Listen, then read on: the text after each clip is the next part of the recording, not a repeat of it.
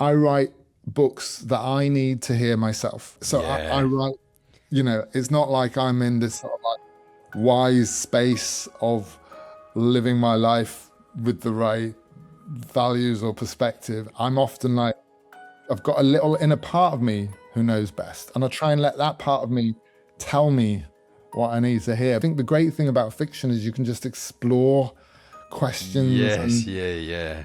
not have to be the sort of wise doctor. Matt Haig, welcome to the In the Good Books podcast. It's such a pleasure to have you on, mate. It's lovely to have me to be here. Thank Appreciate you. it. You've been very supportive and everything. It's nice to.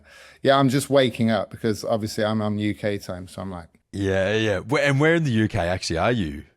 I'm in Brighton, Brighton. which Yep. is kind of a hippie thing.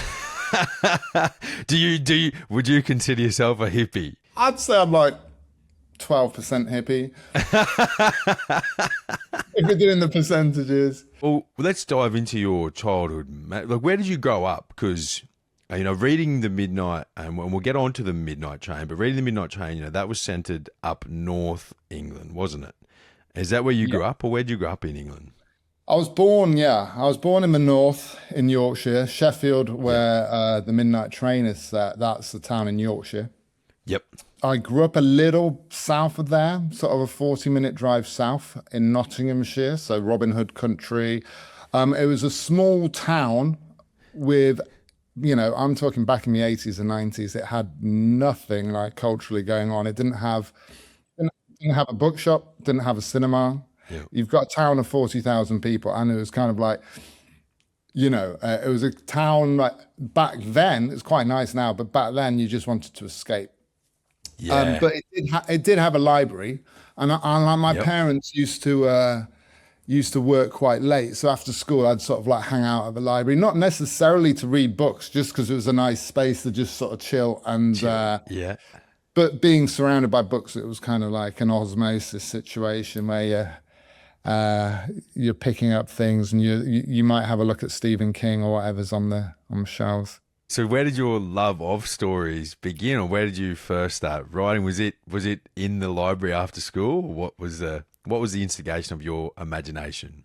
I think there might have been a little bit of that. I mean, I can remember very young loving books, but I was just like the earliest reading memory, and you might like this given that you're quite your farm associations. Yeah, yeah.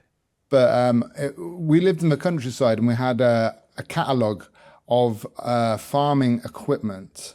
It was massive, Yeah, yeah. Massey Ferguson. The John Deere calendar. Yeah. Yeah, the UK is Massey Ferguson, and it Yep, came in, yep, and it was just loads of tractors, loads of combine harvesters, and yep, I'd just be like, I just liked turning the pages, looking at all these bright things. So yep. from a very early age, I liked turning pages, and then it was like your Enid Blyton books and Yeah. your sort of Noddy Goes to Market. Then it was when I got to the age, it was kind of Narnia, that stuff. I was obsessed with C.S. Lewis, and Yep. but I think there's a point, isn't there? Like when you're a teenage boy, where you're kind of told subconsciously that Yep. books aren't for you. Yes. It's like not a thing. It's a thing you grow out of. Like books are for Yes. primary school, and then you hit 11, 12, 13, and suddenly it's like, no, you should not be seen reading books with your Reading. friends. But Yeah. it became a more of a private activity.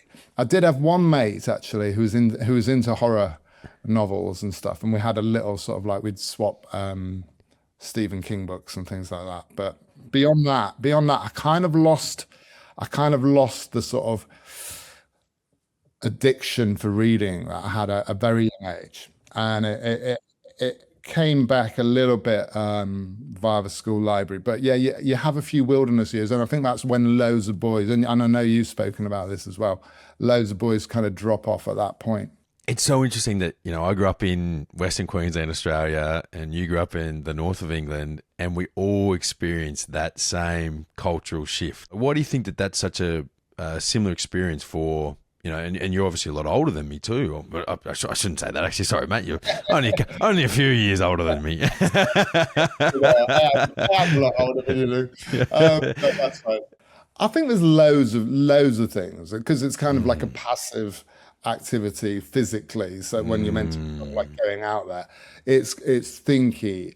It's like you're looking inward, which we know. I've talked a lot about mental health, and we are just not encouraged to articulate feelings, and all books do is articulate feelings. So they're little, but they're pages of feelings, and so we're not encouraged. A book is a kind of emotion in physical form, isn't it? So you're not encouraged to go and sit there with your emotions because that's what you're doing with a book.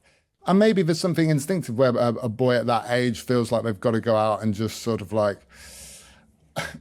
go and be active or fight or climb trees or whatever. But it's like, I don't know. For me, it was always both. I was never a very academic teenager. I got into quite a lot of trouble as a teenager. I wasn't bad, but I got I don't know. I was a bit, because I struggled at school because I went to quite a tough school and quite a sort of working class school, but I was obviously middle class because my mum was a teacher, my dad was an architect. So I always had that thing of trying to, be down below, but prove myself. Yep. So I'd go to the extreme. So I'd be the one shoplifting. I'd be the one drinking. I'd be the one, taking drugs early. And I got arrested for shoplifting at 16. So I wasn't exactly like the goody two shoes who saw a good university ahead of me or anything like that. I was very much, but even at that age, I was still reading. But I also think, I don't know. I also think like for your generation, it was possibly even harder a little bit. I think it's got a little bit tougher for boys and books in the sense that, like there were more examples of grown men reading books back in the 80s and 90s. You'd see it all the time. They'd just be there reading Tom Clancy or whatever it was. That was a given. Whereas because now we're in the era of Netflix, podcasts, social media, a million distractions, I think that sort of generation of men, a lot of them sort of have fallen off. And I can remember, like, as soon as I hit my late teens, 20s, and I was in the sort of late 90s, were kind of a lot of books that young men didn't mind being seen with. You had your Train Spotting, American Psycho, The Beach. You had all these kind of like hip Gen X kind of young man. Accepted culturally, Yeah. And I don't know, that was definitely a moment in time. Like Train Spotting in particular in the UK, that brought a lot of people who didn't think of themselves as book people into that world. Reading, Yeah, so it was part of the same. So you'd have the music of the 90s, you'd have the films of the 90s, you'd have your Tarantino and everything, and you'd have these books as well. And it was all part of the same cultural moment. And then that dropped off a bit in the 21st century. But I think we're in an interesting place now. I feel like, well, people like you, obviously, and, there's a lot of influencers out there who are challenging that. And I think young men my son's age, I've got an 18-year-old son, they don't have that, they don't have so much stigma around the things we used to have stigma around. So I think it's opening up a little bit. And I really hope so too. And, obviously, and that's a big reason why I do what I do, because I know that there's a 10-year-old Luke Bateman out there that needs to see someone who looks like him, speaks like him, who grew up where he did, reading books. I think that's so important, and especially like in fantasy, because that's another interesting thing about boys and reading. It's almost like there's something taboo about imagination, about having dreams. We all have that. We're all born with that. We really try to and really condition that out of boys. Yeah, totally. And out of adults, full stop, to an extent. I think, because I've written children's books and written adults books, I've seen the sort of like differences and similarities of the two. And actually, in what I'd see is what my more successful books for grown-up people, it's often been me writing as if I'm writing a children's book, but for adults. Write a story. To try and reach that point in a grown-up person, that feeling you have as a child where you just, because I think children are better readers in the sense that they just go with the imagination. Yes. Go there. And I think, the fantasy genre as it is now is challenging that and is keeping that part alive. But instinctively, I think children just sort of go with it. You don't have, if you're doing a science fiction novel, you don't have to do too much explaining, or, they won't necessarily believe in unicorns, but they will just go with the dream. They will just as a dream. Whereas with adults, there's so many grown-up people who are they have such a sort of allergy to anything fantastical, has to be real. Wonder and imagination. No, and I love that. I love that you said that so much, because that's even in my writing, and writing my fantasy book, there's always the books that I love the most are those, they're usually even YA books, and they have that childlike sense of wonder in them, and that you can really feel that innocent imagination, and it allows you, and that's why I love fantasy so much, and it allows you to connect with that part of yourself that we as adults really try and hinder or avoid or divorce from ourselves. So I really, really love that you said that, and it's very evident in your books too. And we'll move on to the Midnight Library now, actually, because I really want to talk about this book with you. And it has been obviously such a global success that has affected so many people. When you wrote that book, did you know, I suppose you would have hoped it was going to have that effect, but did you know that it was going to have that reach and that profound meaning to so many people? Not at all. I mean, I was very worried about that book. I mean, the moment you click send on a book to your editor, you have to be as happy, yourself. You have to, there's no such thing as a finished book. You just have to get to a point where you think any further editing, I could be overthinking it and it could be getting worse. You have to pick a point in a book's sort of progress and say, okay, let's leave it there. And it was very strange editing it, though, because I was editing it in 2020 at the start, just as COVID was hitting and the world seemed to be suddenly changing. And I had a decision to make. I was like, do I mention this global pandemic in this book, which is meant to be set in the present tense? And I didn't mention it anywhere. And I think that was the right call. I don't think people will want you to read a COVID book. And I think, it came out later that year, and I think everyone was kind of having an existential moment at that time. A lot of people were sort of changing jobs or thinking about, they were working from home and they were thinking about what they wanted to do with their life. And we're having that sort of what we don't often have in the modern world, but having like a step back, weren't they? It was like the whole world collective, there was a lot of misery that year, but there was a lot of sort of thought. So I think for 1 year, the whole world matched the crisis level of my head. We're in sync, and I'm just like, oh yeah, this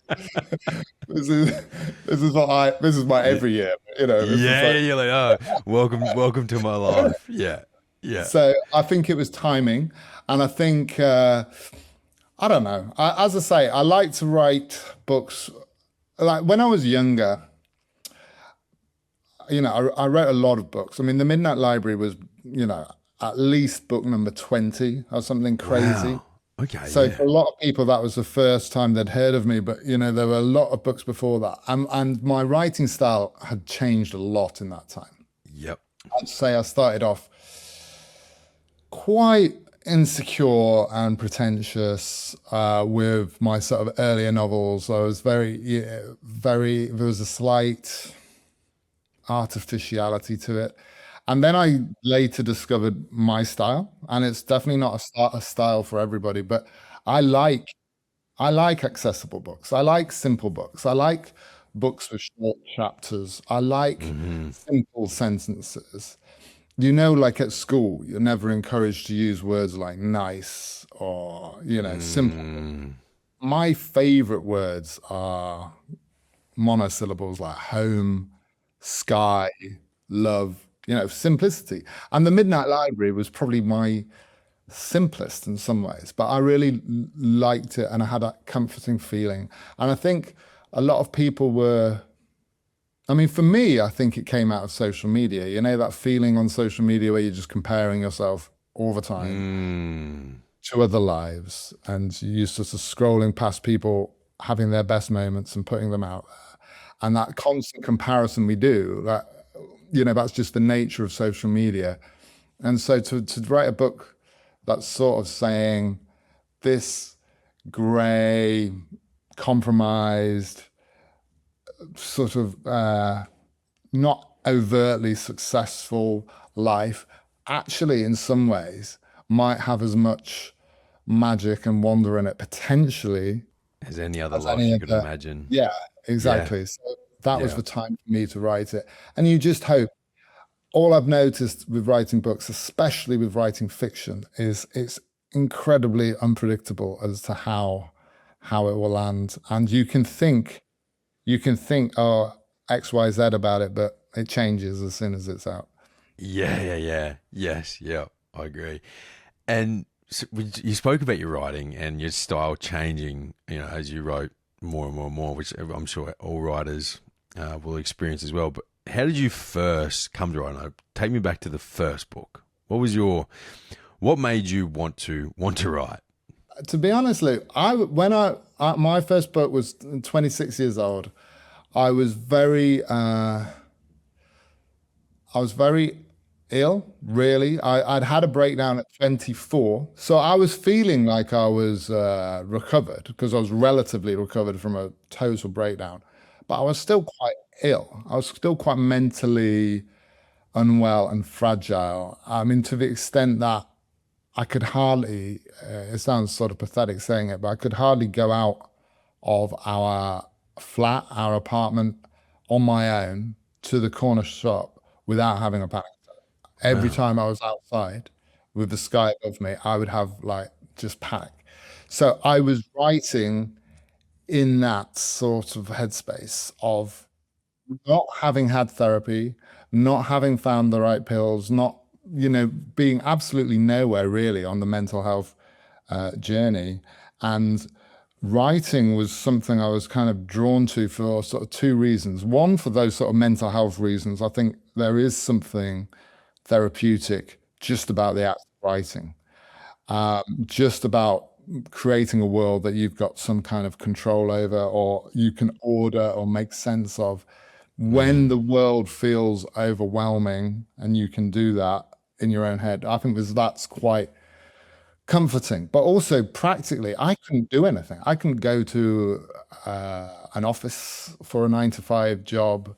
I couldn't, I would have been home by lunchtime. I was, that in a state of panic disorder. Didn't really understand what I was panicking about. It was just a very physical thing in my body. And so this, as I say, is going back over 2 decades. So the working from home options weren't there. Social media was next to non-existent. It was the very sort of early phases of the internet still. And so there was that option. So writing a book, strangely, became my most uh, sensible career option at that, You which is don't have to leave ridiculous. And home. my mum did not think of it like that. It's so interesting you say that happened around the age of 24 for you because I was 24 when I sort of really, my life completely collapsed. I was 26 when I went to rehab, but it was through that journey, the mental health journey, that I also started writing as well. And I'd written through school, and I was always really good at English in school, but I'd never actually saw writing as a vocation or a thing. And I started writing, and I started writing a lot of poetry and journaling a lot through rehab, and then it went from there. So it's so interesting that you fell into writing through mental health, and then it was very similar for me. And I think that once again, like as humans, as you said, there's something really, really therapeutic and healing about writing. I mean, it probably is a bit more similar than you think, because like up until the age of 24, I was, yeah, drugs, alcohol, and I'd gone to live in. I'd finished my degree in English literature and then went off to Ibiza. Um, Literally, me and my girlfriend, who's now my wife, we Yeah. had 3 very long summers in Ibiza. First one crazy. Second one, we got a bit more like sensible in terms of getting jobs out there and everything. And then the third one, at the time, I felt we were being quite sensible, and we had a nice villa to live in because Andrea worked for this company, and the boss gave us their villa, and it was all sort of outwardly idyllic, and we had this sea view, and everything was perfect. And I was getting a little bit healthier. I was going running every morning and doing little bits of exercise, and I wasn't taking the drugs so much, but Yep. when you combine that kind of lifestyle with someone who's got self-esteem issues underlying that, it's got, my mother always had, well, when I was very young, she had depression, and Yeah. my mum was adopted. She didn't ever know her parents, and so I had all this sort of like insecurity about identity and what my place was in the world. And you then throw cocaine, alcohol, 4 hours if you're lucky of Sleep. sleep. Yep. It just, even at that young age, as you know, it just Yeah. accumulates. Yes. No, our stories are very similar, actually, Matt. To be fair, I hope my writing has as much success as yours does. I think it's often like the thinky people, or people who end up being drawn to books and things like that, who often are the ones Struggle that with. can go crazy while you're working yourself out, while you're kind of working out your place in the world. I fully agree. I think we have that existential sort of thought and crisis from a very young age in some Yeah. ways, and we just don't know how to actually seek connection and fulfillment and home. Also, I was in my case, like I'd always had a sort of like difference in the sense that I was told in some subjects I was special needs because of like not being able to concentrate and stuff. I am neurodiverse now, autism, ADHD, but obviously at the time that wasn't, you had to be presenting in such an extreme way. Yeah.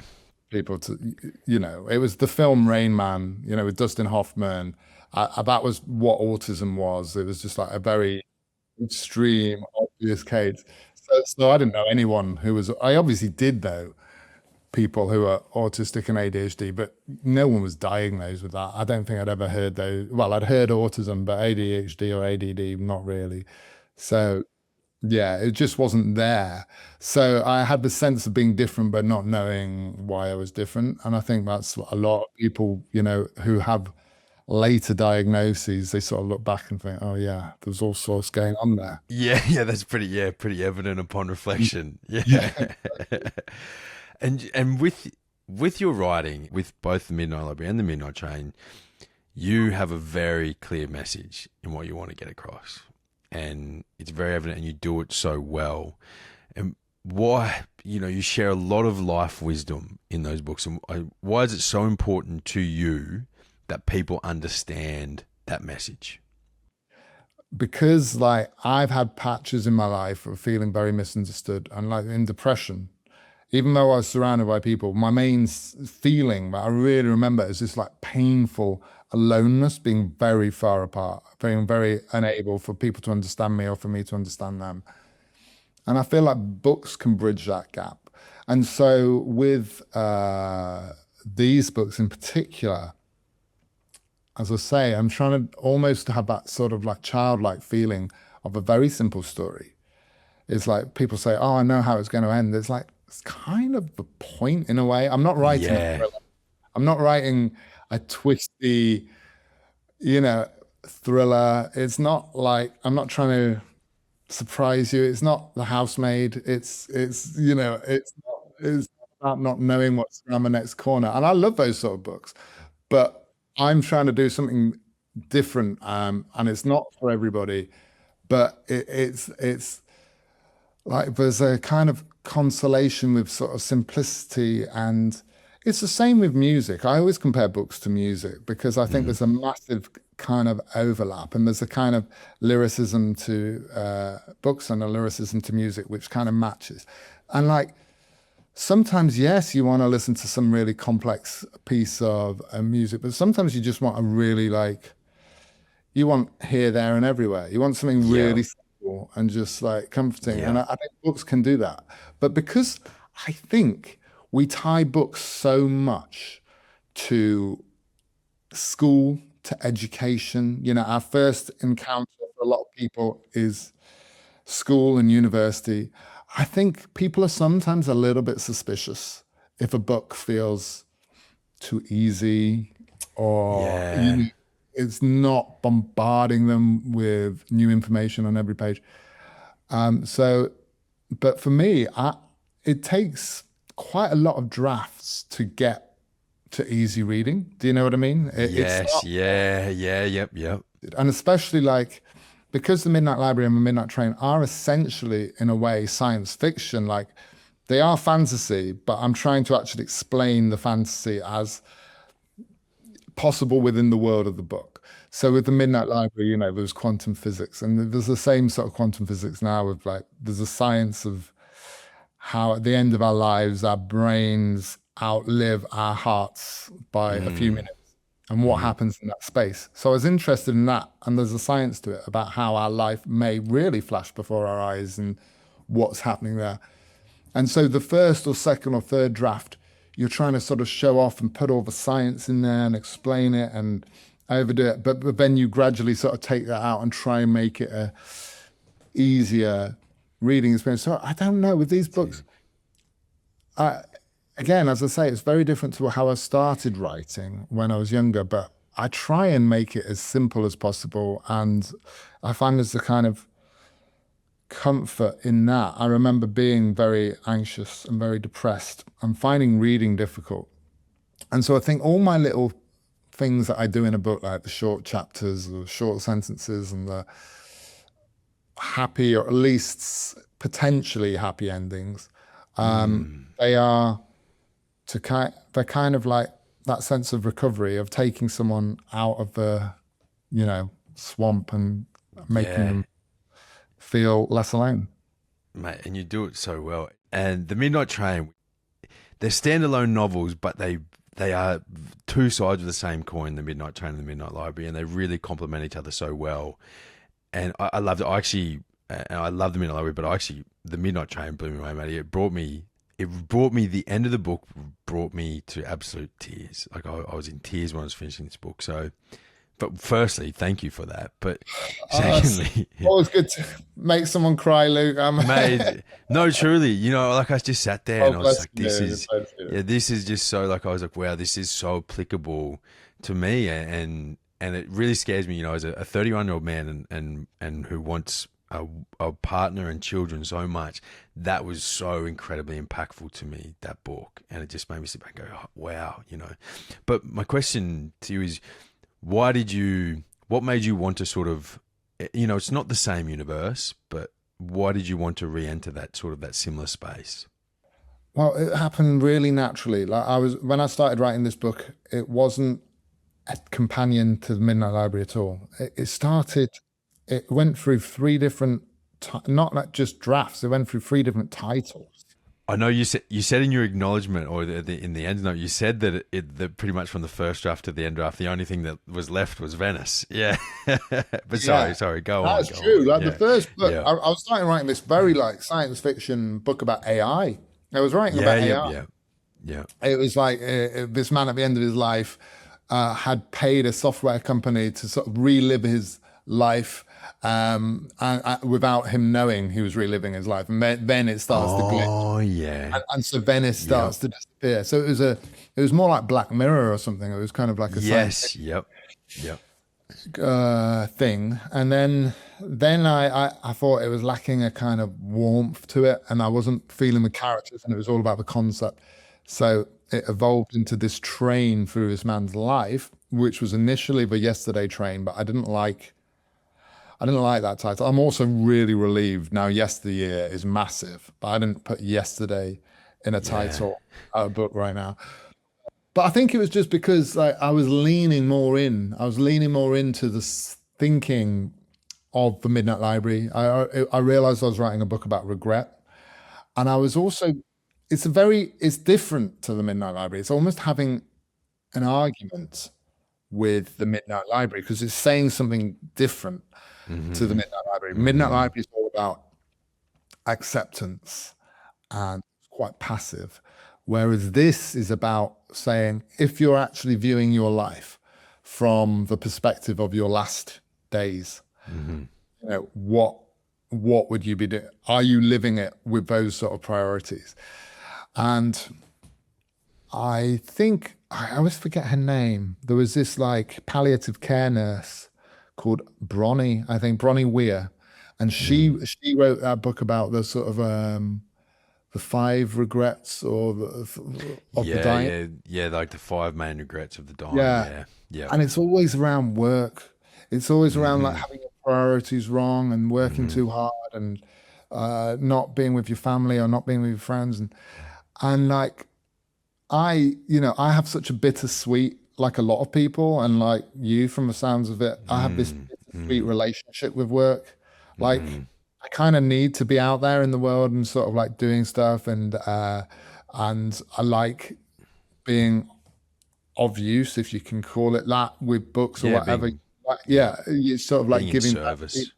Yes. being of service, and also that thing like because I felt so alone when I was mentally ill, it's kind of nice to feel like, oh, there are other people who share your thoughts, there are other people who share your perspective or daydreams and relate to you. Suddenly, for someone who felt a bit of an outsider at school, it suddenly turns that around and say, oh no, there's like Mm. thousands of people who share that. So that there's a massive incentive for that.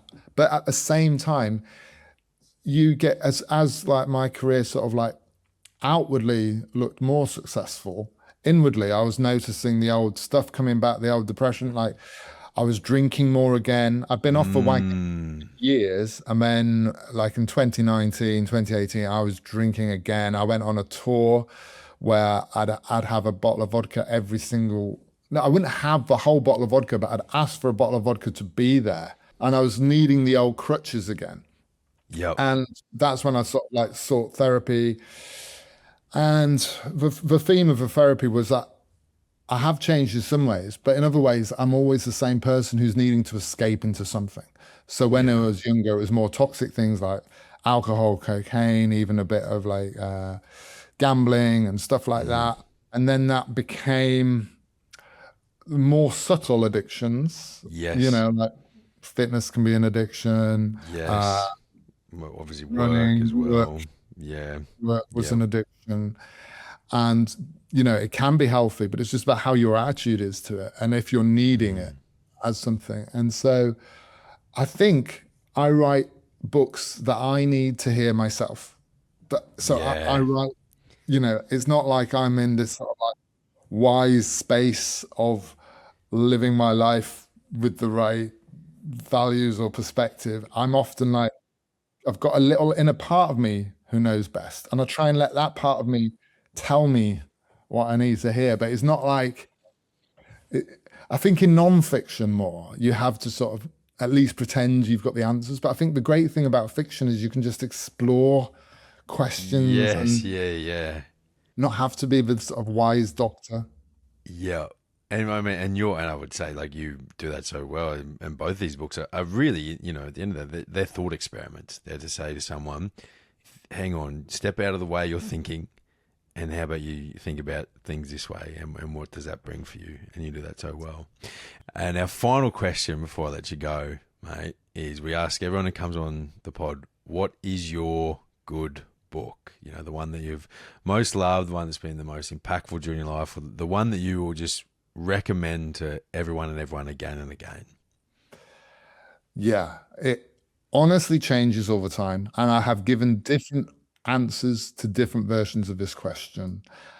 They've ranged from like Winnie the Pooh Yeah. to Italo Calvino, who wrote a book called Invisible Cities, which I love, which is like lots of different imaginary cities, which are kind of versions of Venice. It's a very strange book, but it's like a meditation when you read it. I would say, especially what I'm thinking now, given the conversation we've had, a book I recommend a lot, and especially for like young men or teenage boys, and a book that I still go back to is a teenage book. It's The Outsiders by S.E. Hinton, Yep. which is about a teenage gang in 1960s Oklahoma. They're from the wrong side of the tracks. But this was such an important book for me at the moment I read it. I think it's the book that kept me reading because it showed that there's no one type of reader. These were boys who were getting into knife fights, and they were getting into trouble, and they had no future. And yet they were also boys who were reading Robert Frost poems.